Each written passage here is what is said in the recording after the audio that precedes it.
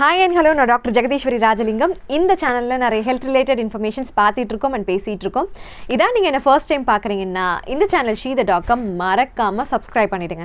நீங்களோ உங்க வீட்டில் உள்ளவங்களோ ஆட்டோமேட்டிக்காக சுவிட்ச் ஆன் பண்ண மாதிரி கொரட்ட சத்தம் கேட்குதா? இந்த ஸ்னோரிங்கை கண்ட்ரோல் பண்ண என்னெல்லாம் பண்ணலான்னு இந்த வீடியோவில் பார்ப்போம். உலகத்தில் இருக்க மக்கள் தொகையில் 30 வயசுல ஆரம்பிச்சு 60 வயசு உள்ளவங்க வரைக்கும் ஸ்னோர் பண்றாங்க. இதுல men 44% அண்ட் women 28% இருக்காங்க. 60 வயசுக்கு மேல உள்ளவங்க 90% of the people snore பண்றாங்க. ஏதாச்சும் partial block மூச்சு பாதையில இருந்தா ஸ்னோரிங் வரும். மூச்சு பாதையில மேல் புறத்துல இருக்கிற டிஷ்யூஸ் வைப்ரேட் ஆகிறப்போ ஸ்னோரிங் சவுண்ட் கேக்குது. ஃபர்ஸ்ட் வெயிட் கம்மி பண்ணுறது உங்களுக்கு பெரிய ஹெல்ப் பண்ணும். ஸ்னோரிங் உள்ள முக்காவாசி பேர் ஒபீஸ் பர்சன்ஸ் தான். ரிசர்ச்சில் ஹெல்தி வெயிட் லாஸ் பண்ணுறவங்களுக்கு ஸ்னோரிங் ரெடியூஸ் ஆகிறதா சொல்லப்படுது. செகண்டாக பொசிஷன் சேஞ்ச் பண்ணி பாருங்க. நேராக தூங்காமல் உங்களுடைய சைடில் படுத்து தூங்கி பாருங்க. ஸ்ட்ரைட் பொசிஷனில் படுக்கிறத விட சைடில் படுக்கிறப்போ உங்கள் ஸ்னோரிங் கம்மியாகும்.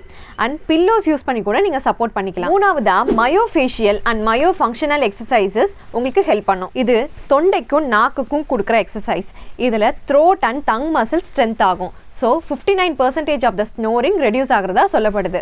நாலாவதா nasal strip and nasal dilator use பண்ணலாம். இந்த நேசல் ஸ்ட்ரிப்ஸை இன்டர்னல் ஆர் எக்ஸ்டர்னலாக யூஸ் பண்ணுறப்போ ஏர் ஃப்ளோ இன்க்ரீஸ் ஆகி ஸ்னோரிங் கட் ஆகும். Fifth anti snoring mouth piece. Mouth guard ஃபார்மில் இருக்கிற மேண்டிபுலார் அட்வான்ஸ்மெண்ட் டிவைசஸ். இது பற்களில் மோல்ட் பண்ணி ஃபிட் பண்ணக்கூடிய டிவைசஸ்.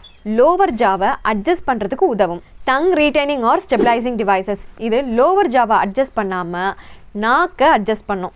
சிக்ஸ்த்தா உங்களுக்கு சளி பிடிக்கிறதால ஸ்னோரிங் வருதுன்னா பிளாக்கை ரிலீஸ் பண்ண நேசல் டீகன்ஜசன்ட் அண்ட் ஸ்டீம் இன்ஹலேஷன் கூட உங்களுக்கு ஹெல்ப் பண்ணும். அண்ட் ஏழாவதா உங்களுக்கு வென்டிலேஷனில் குறைபாடு இருந்தாலோ அப்ஸ்ட்ரக்டிவ் ஸ்லீப் ஏப்னியா கண்டிஷன் இருந்தாலோ உங்கள் டாக்டர் கிட்ட கேட்டு CPAP யூஸ் பண்ணிக்கலாம். எட்டாவதா உங்கள் ENT டாக்டரை கன்சல்ட் பண்ணுங்கள். இது எதுவுமே உங்களுக்கு ஹெல்ப் பண்ணலன்னா உங்கள் டாக்டர் சர்ஜிக்கல் ப்ரொசீஜரில் உங்களுக்கு ஹெல்ப் பண்ணுவாங்க.